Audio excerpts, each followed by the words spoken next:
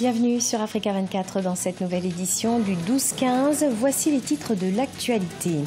Au Sénégal, Barthélémy Dias, condamné ce mardi 17 avril à 6 mois de prison ferme. Le maire de Mermoz-Sacré-Cœur a été déclaré coupable d'outrage à magistrat et d'appel à l'insurrection.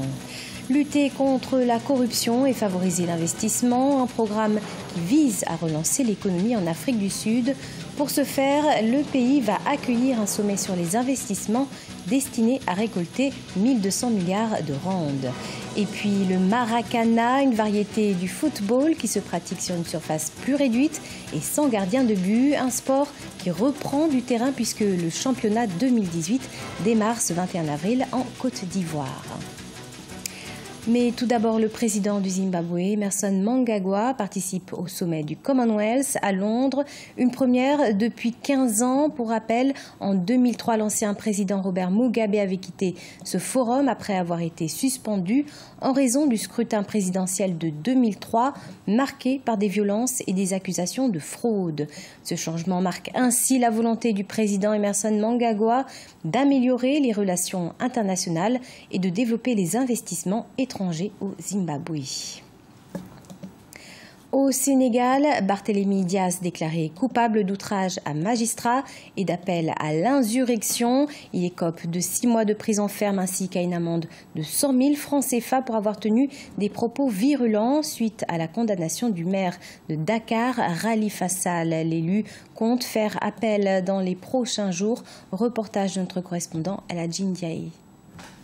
Barthélémy Dias a été condamné à 6 mois d'emprisonnement ferme par le tribunal des flagrants délits de Dakar ce mardi 17 avril 2018.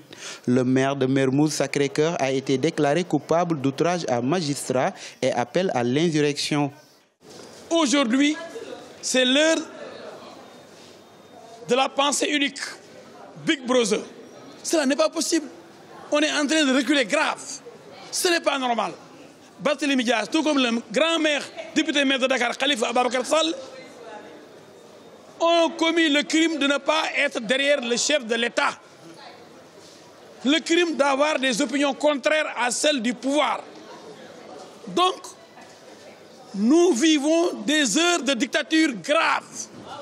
Barthélémy Dias rejoindra ainsi le maire de Dakar, Khalifa Sall, en prison, mais ses avocats comptent interjeter appel.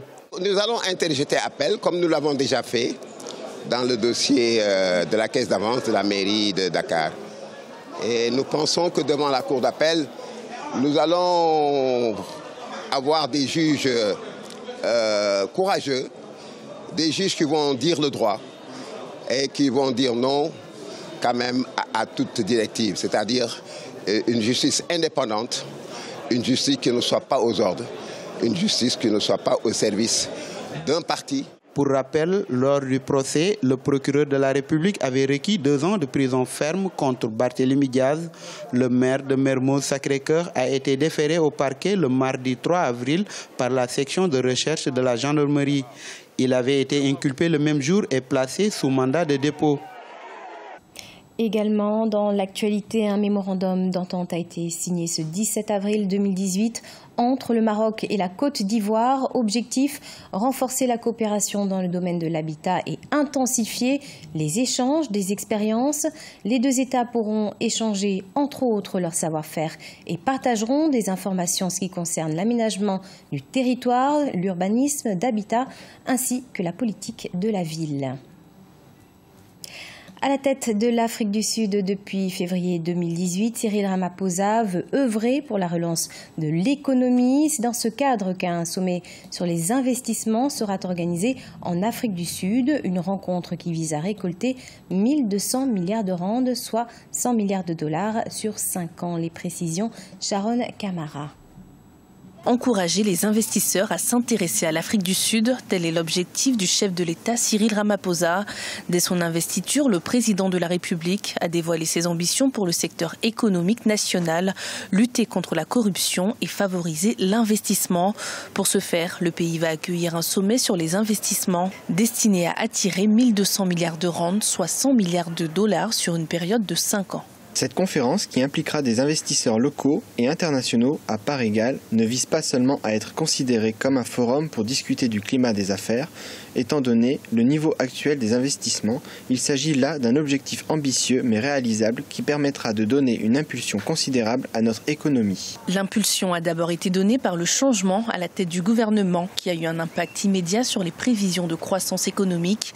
Initialement estimée à 1%, la prévision de croissance pour 2018 pourrait atteindre 2% et passerait à 2,1% en 2019. L'inflation des prix à la consommation a également été impactée puisqu'elle est passée de 4,4% en janvier 2018 à 4% en février. Le rand, la monnaie locale, s'est stabilisée autour de 12 unités par rapport au dollar américain. L'Afrique du Sud a un très fort potentiel, ça c'est clair. Il y a les infrastructures sont là, il y a une certaine vie économique. Il est clair que si vous luttez contre la corruption et que vous mettez en place tout un ensemble de choses, c'est clair que ça peut fonctionner. Aujourd'hui, qui va porter ce programme ?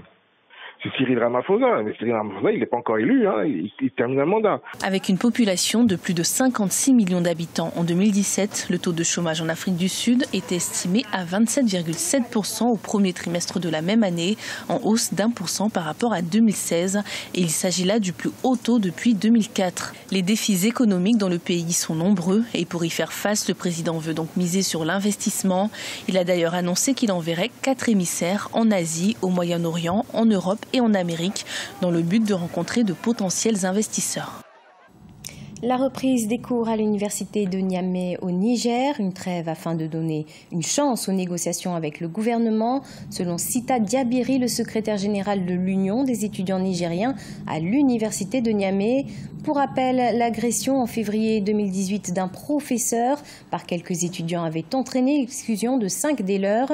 S'en est suivi une grève d'1 mois pour les professeurs, puis des étudiants qui réclamaient la réhabilitation des 5 personnes exclues, mais également l'apurement des 6 mois d'arriérés de bourse, dont une partie a commencé par être versée.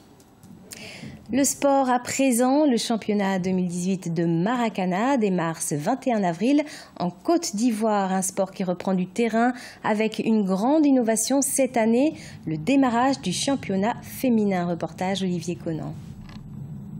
Démarrage du championnat de Maracana en Côte d'Ivoire le 21 avril 2018.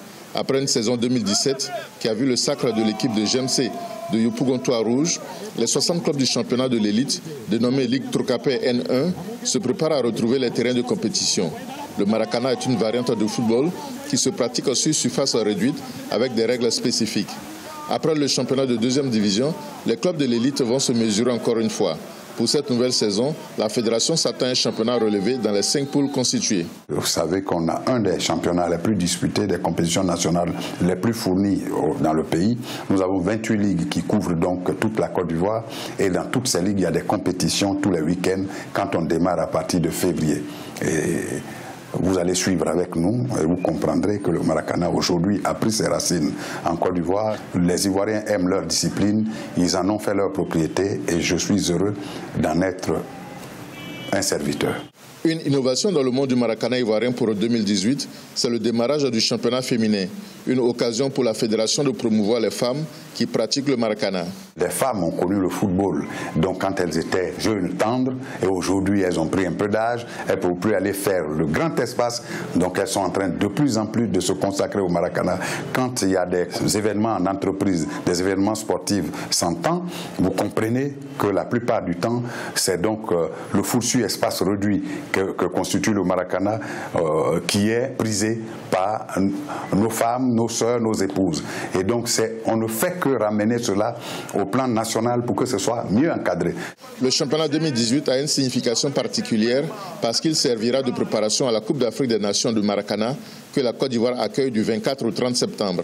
La Côte d'Ivoire est championne d'Afrique en titre chez les seniors et les vétérans.